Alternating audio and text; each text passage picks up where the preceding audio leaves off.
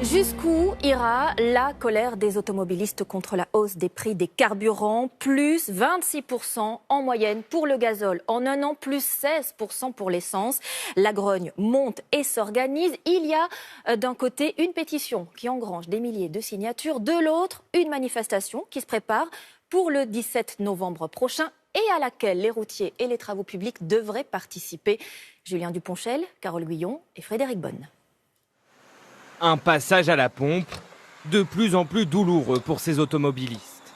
Il y a quelques temps, c'était à peu près 1 euro, 0,3, 0,4. Et là, on tombe à 1,53 €, qui est énorme. Ça coûte trop cher. En cause, l'augmentation du prix du pétrole et des taxes sur l'essence qui ont provoqué l'envolée des prix. Plus 16% en un an pour le samplon 95, soit 1,56 € le litre en moyenne, et plus 26% pour le gazole, soit 1,52 €. Une pétition a été lancée sur Internet pour protester contre ces hausses, plus de 176 000 signatures en quelques jours. À l'origine de cette pétition, cet automobiliste excédé de payer toujours plus. L'objectif, c'est que la politique d'augmentation des taxes, elle soit stoppée complètement et revue à la baisse, qu'on nous apporte des réponses sur ce que financent ces taxes.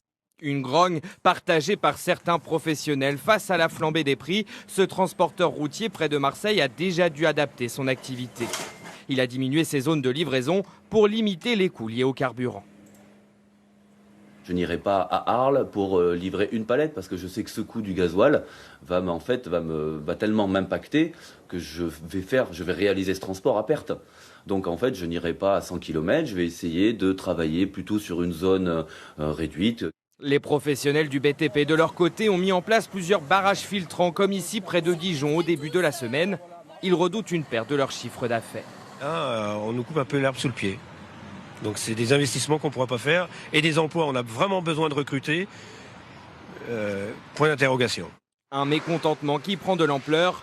Des manifestations devraient avoir lieu dans toute la France le 17 novembre prochain.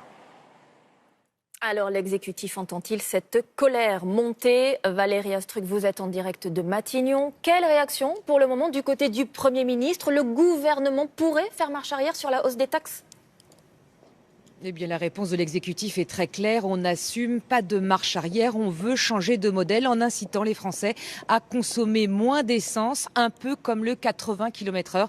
Édouard Philippe entend tenir bon en espérant que l'opinion lui donnera raison plus tard. Pour autant, le gouvernement cherche bien à atténuer la colère avec des mesures pour les plus modestes, notamment le doublement de la prime à l'achat pour les véhicules propres pour les ménages non imposables ou encore le chèque énergie qui passera de 150 à 200 € par an. En tout cas, l'exécutif est prêt à endosser l'impopularité, même si l'augmentation des prix à la pompe, il n'en est qu'en partie responsable.